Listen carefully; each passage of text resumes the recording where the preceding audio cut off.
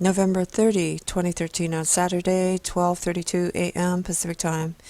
And it's Pink again here with another report by Michael Schneider. And this one is Gummy Bears, Pharmaceutical Drugs, and Vaccines Made Out of People. Whoa. And this is dated November 7, 2013. I was just thinking about the word people in his title there, and looking at these gummy bears, they look like little people, don't you think? Yeah. That is a really crazy headline, right? Unfortunately, it is not a joke. Right now, gelatin made with human DNA fragments, is already being used in pharmaceutical drugs and vaccines, and scientists believe that recent breakthroughs will soon make it economically feasible to use such gelatin in consumer products such as gummy bears and marshmallows on a massive scale. What are they thinking? So are you ready for gummy bears made out of people? No. They are coming. And this is just the tip of the iceberg. As you will read about below, scientists have already combined human DNA with mice, rabbits, goats, pigs, sheep, and cows. We have arrived at a time in human history when advances in technology have opened the door to a lot of things that were once considered to be impossible, and scientists are having a field day. But in the end, where will all of this technology end us taking us? Yipes. Cows, sheep, pigs, goats, rabbits, mice, and the DNA of humans. Oh, what a combination. Most people would never even imagine that the gummy bears that they are eating could potentially contain human DNA. Well, from now on, you might want to check. Particularly if those gummy bears come from China. Remember that, folks? China? China is where a lot of problems come from in our food. The following is an excerpt from a recent IO9 article. In 2011, scientists in Beijing reported on a method of creating large amounts of gelatin by inserting human DNA fragments into yeast. Human DNA-derived gelatin has actually been in use for a while in vaccine preparation and the gel caps that many over-the-counter drugs come... Oh, no. Well, I knew that they were making pharmaceuticals in China, but I did not know. Did you know, folks, that they were using human DNA-derived gelatins? Uh-oh. This method created large quantities of gelatin that it would be practical to use it for more common consumer goods like candy and baking supplies. Yuck.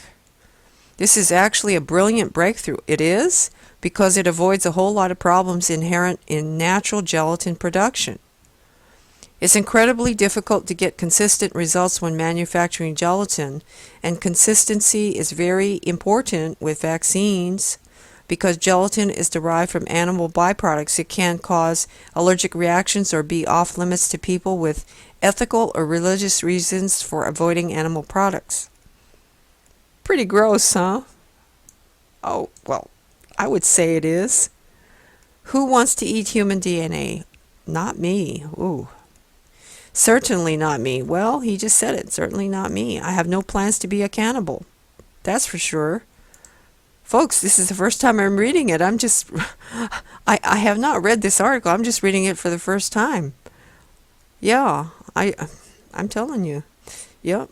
Unfortunately, millions of Americans are already getting DNA, human DNA, in their pharmaceutical drugs and their vaccines. In fact, human-derived gelatin is already in use by the pharmaceutical industry in the manufacture of certain pills and vaccines. The highly controlled production techniques of the laboratory offer a more consistent product than traditional gelatin, which is made from the bones and skin of pigs and cows. Did you know? And do you know what is in the pills that you are taking? Oh, you might be eating people right now without even, oh God, no way, folks, no way. And guess what? Some genetically modified crops contain human DNA as well. Oh, no, well, the following comes from a recent Natural News article. Well, I kind of knew that already. And I know some of you out there do know. Unless the rice you buy is certified organic or comes specifically from a farm that tests its rice crops for genetically modified GM traits, you could be eating rice tainted with actual human genes. Oh, please. No. The only known GMO with inbred human traits is in cultivation today.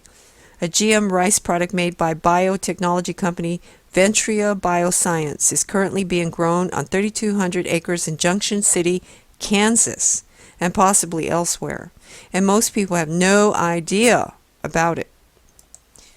Are you in Kansas in Junction City, folks? Did you know about this if you're in that area?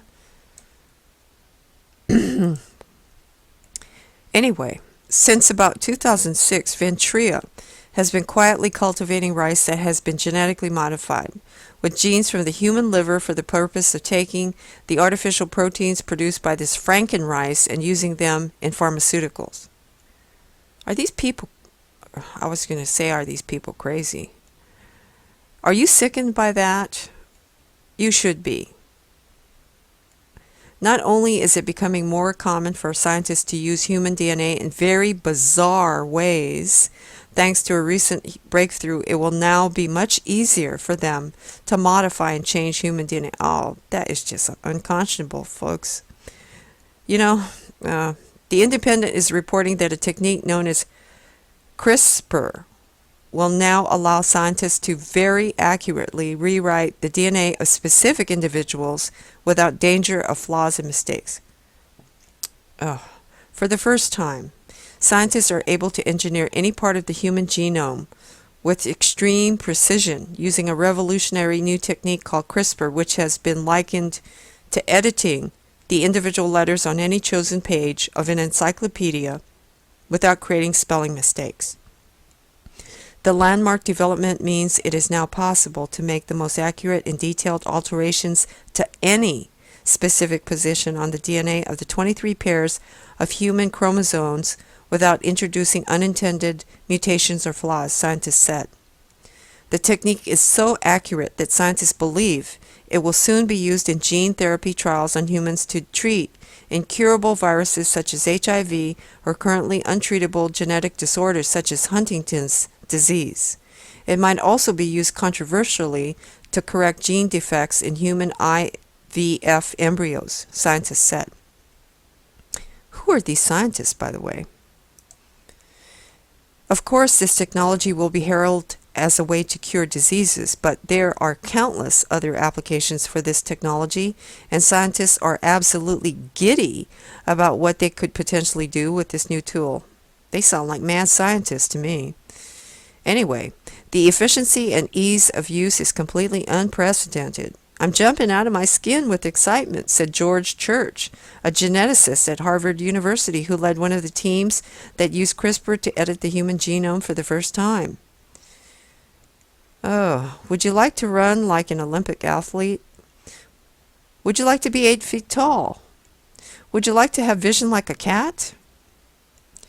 Would you like to have superpowers that no other human has had before?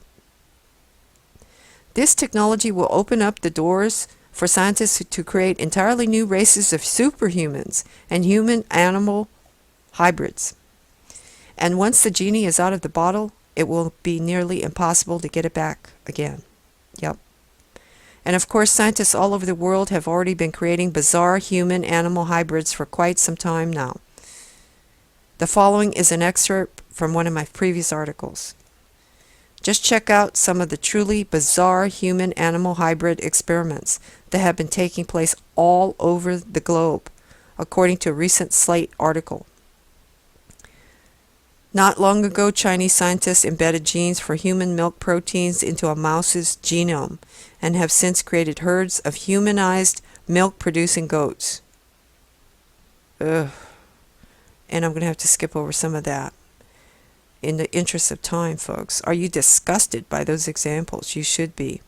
Here are some other ways that humans and animals are being combined. Oh, rabbit eggs with human cells, pigs with human blood, sheep with human livers, cow eggs with human cells, cat-human hybrid proteins, and these are just the things that we know about. My question would be, what do we not know about that they've done? So what is coming next? Well, according to a new exhibition entitled Grow Your Own at Science Gallery in Dublin, Ireland, we could see some extremely bizarre things in the years ahead. Cheese made with bacteria from a human armpit, an Elvis mouse with DNA from the king of rock and roll, humans giving birth to dolphins. Grow Your Own at Science Gallery has plenty to leave you scratching your head and possibly holding your nose. The exhibition, which opened last week, explores the weird and wonderful world of synthetic biology, an emerging field that looks to apply engineering to biology to come up with parts that can be used to design solutions, much like you would engineer a circuit or program software. Perhaps the most shocking part of the exhibition is a display named I Want to Deliver a Dolphin. The following is how this display is described. I want to deliver a dolphin. Imagine a point in the future where humans will help this species by the advanced technology of synthetic biology. A dolphin-human placenta that allows a human female to deliver a dolphin is created, and thus humans can become a surrogate mother to endangered What? Furthermore, gourmets would be able to enjoy the luxury of eating a rare... Oh, please. That's disgusting. If you want to check this sickening display out, you can find it right here. Oh, please. So what do y'all think about all this technology? Please feel free to share your feelings by posting a comment below. Well, disgusting is saying it lightly. That is totally, absolutely unreal. And it's wrong. It's so wrong. And again, this is by Michael Schneider. And it's up to you to decide, folks. It is up for information. And you can decide what you want with the information. I'm just putting it out there for you. All right? Thank you for watching. Pink out.